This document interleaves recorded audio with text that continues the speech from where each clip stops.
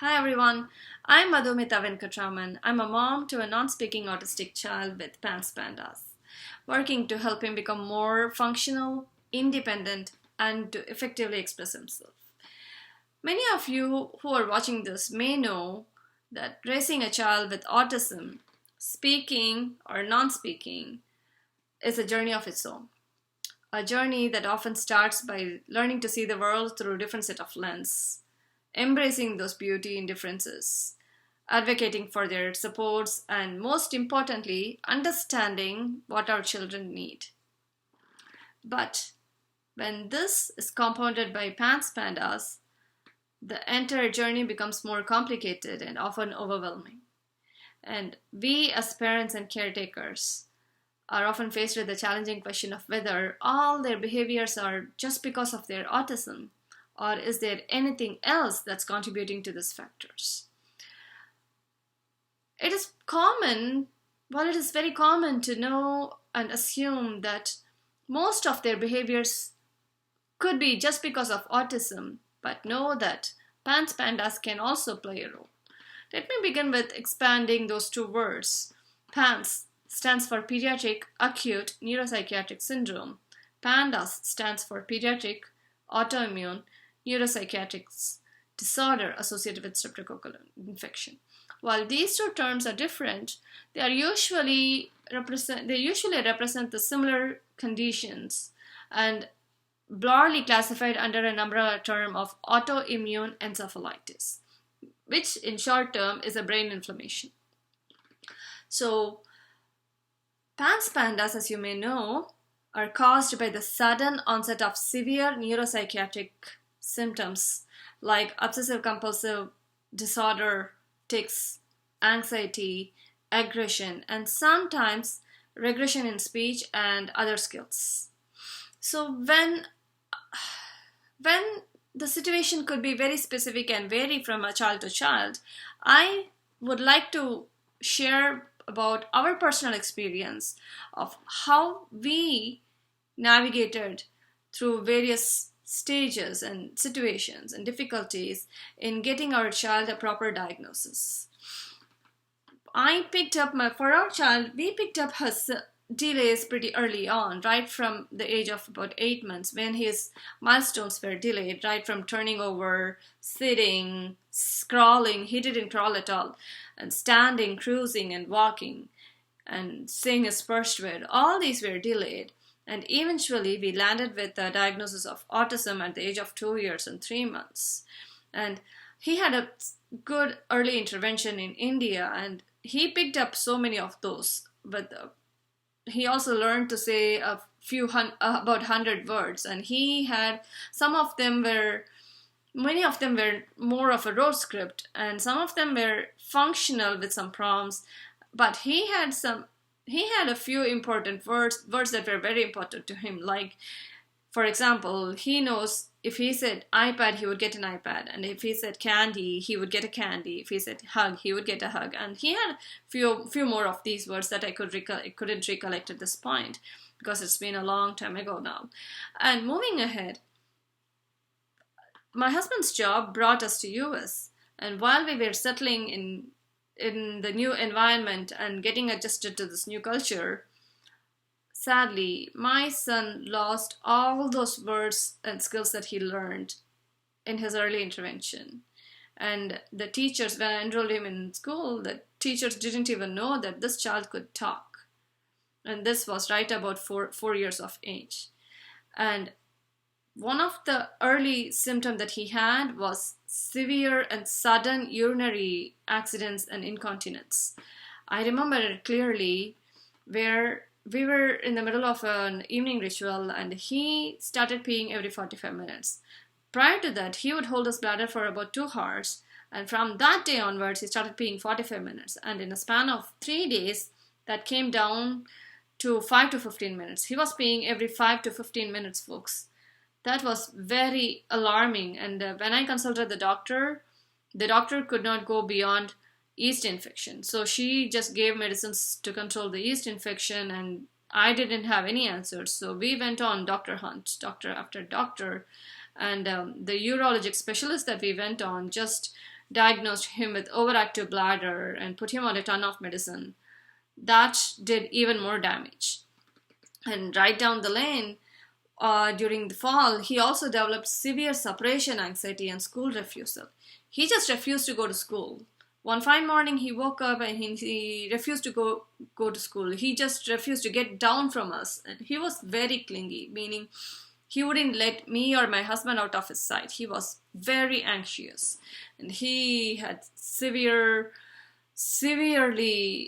meltdowns even if we changed to a different room, and all those were for no reasons. Like, he didn't have a fever, he didn't have any traumatic even before that, to my knowledge, and those were very alarming, and the doctors weren't of any help. So whenever I called the pediatrician's office, they said to bring the child only if the child runs a fever, and my child didn't run a fever at all.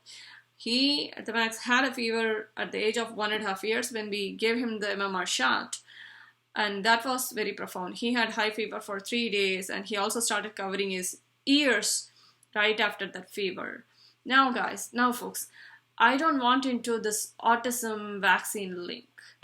There are already several experts who are talking about it, and I will let them do their research and come to a conclusion.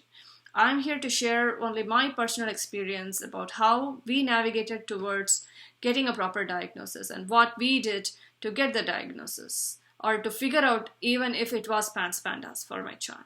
So then after this, my child also had another symptom wherein he started all of a sudden drooling. He just stopped swallowing his own saliva and he started drooling, and he was slobbery.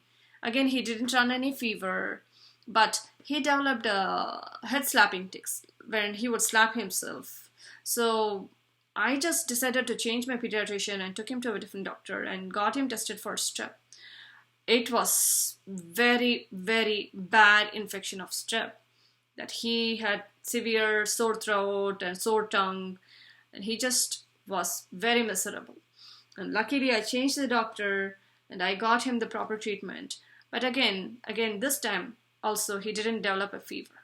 And that was a bit alarming, but I still couldn't figure out why was that case. And even during this case, he refused to go to school and he had severe anxiety. His anxiety was more profound that he would calm down only during the car rides. So, meaning that we would get on the car and start taking him on rides from the very moment he wakes up in the morning and all through the day. So all his lunch and meals and dinner happens only in the car while we were driving around. And he would fall asleep somewhere at about early morning 2 a.m. and wake up again at 7 a.m. We were doing this day after day for about 30 to 45 days. And all of a sudden, he just decided to come out of it, and his anxiety slowly started decreasing, and we gradually introduced him back to school. And at that time, I had all kinds of questions. I was questioning whether the school was doing all right with him, whether there is something happening at school, whether somebody is mistreating him at school. And I can imagine all kinds of negative things because my child was not communicating. He was not, forget about talking. He was not even communicating by then. He was not expressing any of his emotions by then. And it was very scary, and it was a total nightmare. And we just kept on, and I was trying to figure out, my husband was trying to figure out what was going on. And eventually he started developing tics. When he was slobbery, about the same time he started developing that head slapping tics, and that only got worse and worse and worse. One thing that we noticed is when he was put on an antibiotics or anti-inflammatory medicine, he would not have any tics or OCD or aggression or anxiety. He would function as his normal self, more calm and learning a few things and all those stuff. But his tics also was very seasonal. He would have severe tics during fall and spring, but it would kind of fade off a little during the summertime. And he would have some good learning experience during the summer, but he would lose it by fall and winter. And this was cyclic. We were working on the same skills at school and in therapy. We were just not making any progress. We were just circling around the same skill over and over and over. And this continued for about 5 years. And eventually, we thought we are in for something nasty, that we could pick on our instincts, but we just couldn't understand why. And so we started, luckily we had all those recordings of various videos of when he was happy, when he was not having a great day, when he was having severe tics and OCD and all those behaviors. And I started connecting it to each infection. So he would have a profound flare-up of these symptoms whenever there is a strep infection, or after a strep infection, or after any infection. And for the matter of fact, this guy would never run a fever. He would only have behavioral and neuropsychiatric behaviors like OCD and tics. And I didn't know any better then. So we started recording them, and I started recording them as in the Dropbox as videos and WhatsApp messages and text messages between me and my husband, collecting all the data from when we visited the doctor and for what purpose and all those things. Eventually, all these things helped us to land to have a clinical diagnosis of PANDAS. From there, our journey started towards getting him better. So we figured out about MAPS doctors and started our treatment plan, started with a doctor who gave us a treatment plan and addressed his adrenal fatigue, and which helped us to get him out of OCD actually. And we worked bit by bit and moved forward. And today I am so happy to say that he is stable. His health seems stable. Yes, he still has chronic fatigue. He still is not very interested in engaging with this environment and behave appropriately for his age, but he has come a long way from where he was. And I wanted to share this information to fellow parents who might be starting their journey or questioning whether their child might have PANDAS. And I want to urge you to not jump into the conclusion that all this is because of autism, but think about and take records, take notes of all the symptoms that your child is exhibiting and record them on a daily basis in the form of, you can even record it in the Google Sheets, or even take a sheet of paper and start writing them. Maintain a notebook, keep a record keeping book or journals.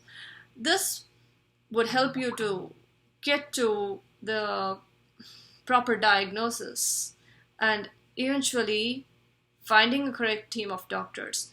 For us, we had a pediatrician, we had a MAPS pediatrician, we had a naturopathic pediatrician, we had an immunologist in our team, we had a neurologist in our team. We still have an immunologist and we are still working with them. And this I wanted to share for sure.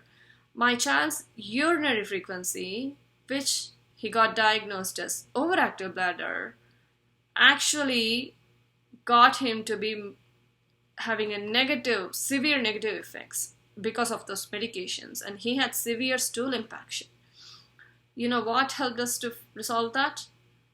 We had a homeopathic doctor to whom I went with a whole lot of the information of what I'm seeing and his entire constitutional information.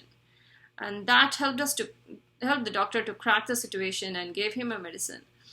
And that resolved in about 27 days.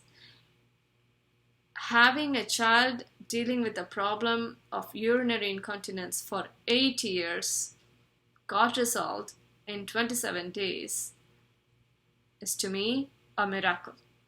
And that doctor got us right away the help that we needed. I'm so grateful for them.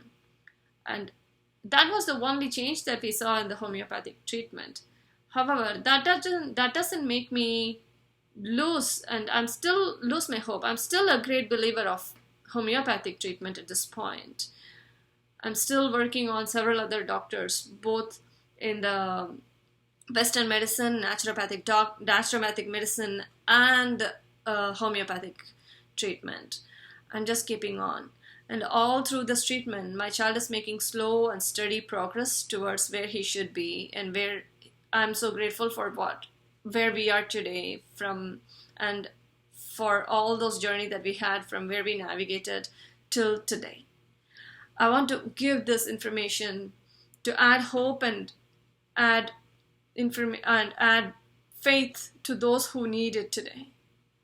There is a light at the end of the tunnel, and that you will find it. And keep on keeping on.